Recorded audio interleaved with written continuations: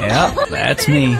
You're probably wondering how I ended up in this situation. So let's go to the situation. আজিৰ পৰা কেইদিনমান আগত এখিনি বাচ্চা পাৰ্টিৰ লগত এইবাৰ মই গৈছিলোঁ এটা এদিনীয়া ট্ৰিপত মই গৈছিলোঁ মেঘালয়ৰ বুলছ ট্ৰেকত এণ্ড সেই বুলছ ট্ৰেকলৈ যাওঁতেতো বাৰু জাৰ্ণিটো ধুনীয়াই গৈছিলে বাট ঘূৰি আহোঁতে যিখিনি তিতা কেহা পালোঁ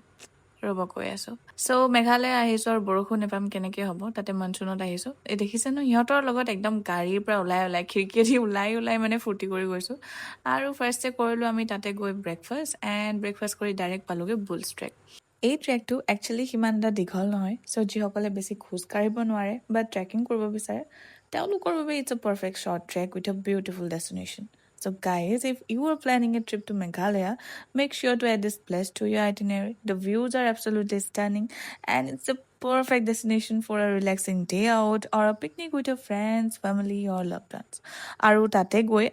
কেতিয়ানো আমাৰ ৰিটাৰ্ণ হ'ব হ'ল গমেই নাপালোঁ কাৰণ এই বাচ্চা পাৰ্টিটোৰ লগত এনজয় কৰোঁতে টাইমটো বহুত সোনকালে পাৰ হৈ গ'ল এণ্ড ৰিটাৰ্ণ হওঁতে আমি সোমালোঁ এলিফেণ্ট ৱাটাৰফলত এণ্ড তাৰ পাছতে ইফালে গাহৰি ভাত খাই আমি পালোহি গুৱাহাটী ষ্টেচন সেইখিনিলৈকেতো বাৰু চব ঠিকেই আছিলে বাট ষ্টেচনৰ ৱেটিং হলত এণ্টাৰ কৰিছোঁ তেতিয়া আমি গম পাইছোঁ যে আমাৰ 11টা বজাত মানে ৰাতি 11টা বজাত আহিব লগা ট্ৰেইন বোলে 3:30 বজাত আহিব মানে ৰাতিপুৱা 3:30 বজাত এণ্ড গাইজ কৈছোঁ নহয় এনেকুৱা ৱেইট কৰি তিতা কেহা লগা ৰাতি মানে আজিলৈকে পাৰ কৰি পোৱা নাছিলোঁ জানে আৰু সেই 3:30 বজাতো ট্ৰেইনখন নাহিলে আহিছে ৰাতিপুৱা 5টা বজাত মানে 11টা বজাৰ পৰা 5টা বজালৈকে ষ্টেচনত পৰ দিছোঁ সেয়াই আছিলে তিতা কেহা আমাৰ ৰিটাৰ্ণ জাৰ্ণি পিছে কোনোবা এটা ডেষ্টিনেশ্যনৰ জাৰ্ণিয়ে হওক বা লাইফৰ জাৰ্ণিয়ে হওক এনেকুৱা এক্সপিৰিয়েঞ্চবোৰেতো টাইমটোৰ আৰু বেছি য়াদগাৰ কৰি দিয়ে নহয়নে